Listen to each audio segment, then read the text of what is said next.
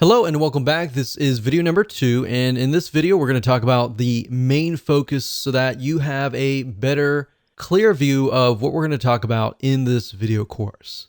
You see, because on-page SEO is such a broad term that literally covers a lot of areas of your website, both the front end, such as the text, the content, and all of that, and the back end, like sitemaps, the XML sitemap, and all of that. Really, the main focus of this course is to help you make your front end of your WordPress site more SEO friendly. And what that means is we're going to focus specifically on how to make your overall WordPress site structure, your posts, your pages, more search engine friendly.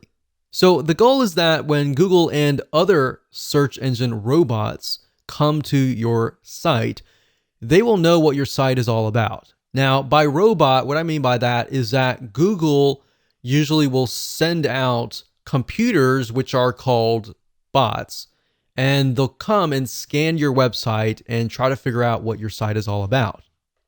Now, the truth of the matter is that too many people skip over this because it isn't exciting. They are too focused on external SEO, but the reality is that there are a lot of front-end factors that you must do on all of your sites. So by skipping out on these fundamental steps and just focusing on things like backlinking, you're really going to miss out on a lot, because when Google comes to your site, if your site is not search engine friendly and you've just got a lot of backlinks, then yes, you do have a lot of votes that your site might be good, but at the same time, it's like, okay, this is a popular site, but what is this site all about? That is the goal of this course.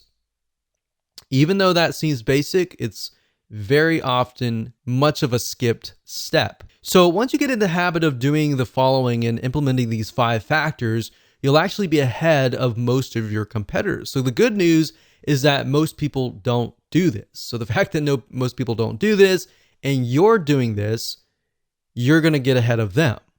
Now, to clarify what this isn't, however, we're not going to focus on backlinking or any external marketing strategies, which is what I talked about earlier.